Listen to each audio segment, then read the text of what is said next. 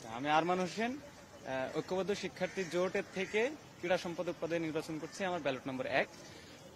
আসলে ঢাকা বিশ্ববিদ্যালয়ে আমি অনেক আগে থেকেই মানে শুরু থেকেই খেলাধুলার সাথে জড়িত আছি এবং আমি জুডো কারাতে শেখাই এবং এটাই আমার দক্ষতা আছে এবং অন্যান্য খেলাধুলা করেছি। তো সেই আলোকে আমি বলতে পারি যে অনেকগুলো সমস্যাই আছে, তার মধ্যে বর্তমানে অন্যতম সমস্যা হচ্ছে কোটায় যে সকল খেলোয়াড় আমাদের ভার্সিটিতে ভর্তি হয়েছে তাদেরকে নিয়ে। অর্থাৎ তারা যদি খেলাধুলা করে তাহলে সাধারণ স্টুডেন্টরা, যেহেতু তারা প্রফেশনাল খেলোয়াড়, তাদের সাথে পেরে ওঠে না। এজন্য সাধারণ স্টুডেন্টরা খেলাধুলার বন্ধ করে দিচ্ছে বা আশা কমিয়ে দিচ্ছে। এই সমস্যাটার সমাধান করব। তো এই সমস্যার সমাধান হচ্ছে যারা অলরেডি এসেছে তাদেরকে আন্তঃবিশ্ববিদ্যালয়, ন্যাশনাল বা ইন্টারন্যাশনাল পর্যায়ে খেলাধুলা তারা পার্টিসিপেট করবে, বাট আন্তঃহল, আন্তঃ ডিপার্টমেন্ট খেলাধুলাগুলোয় তারা সাধারণ স্টুডেন্টদেরকে সুযোগ দিবে।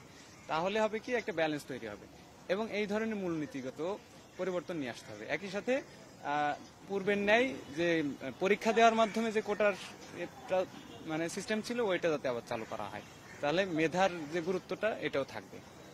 আচ্ছা, আপনারা যারা একই পদে লড়ছেন বিভিন্ন প্যানেল থেকে, তাদের মধ্যে আসলে আপনি ব্যক্তিগতভাবে কাকে এগিয়ে রাখবেন বা কি মনে হয়?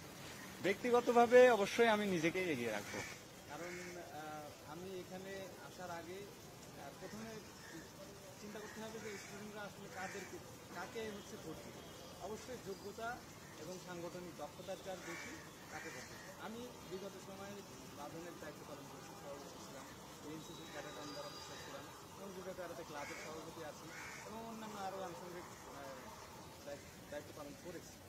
আর বিগত 3 বছর ধরে আমি জুডো কারাতে শেখ এবং মেয়েদের হলগুলোতেও আমি 7 দিন করে সেলফ ডিফেন্স ট্রেনিং প্রদান করেছি, বিভিন্ন সেমিনার করেছি।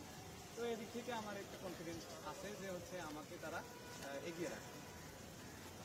একটু এর বাইরে যদি একটু প্রশ্ন করতে চাই, আর এই স্টুডেন্টরা তার ধারণা একটা মিথ্যা এই বিষয়টা আপনাদের কেমন মানে আপনাদের যে প্রচারণা করছেন আপনারা কিরকম সারা পাচ্ছেন তাদের? আসলে এখানে শিবির বিমুখ বা শিবিরের বিষয়টা আসবেই না, কারণ আমরা তো জোট করেছি। আমি যেরকম শিবিরের বাহির থেকে শিবিরের সাথে জোট করে আসছি, অবশ্যই স্টুডেন্টরা এটা প্রাধান্য দেবে যে কে দক্ষ।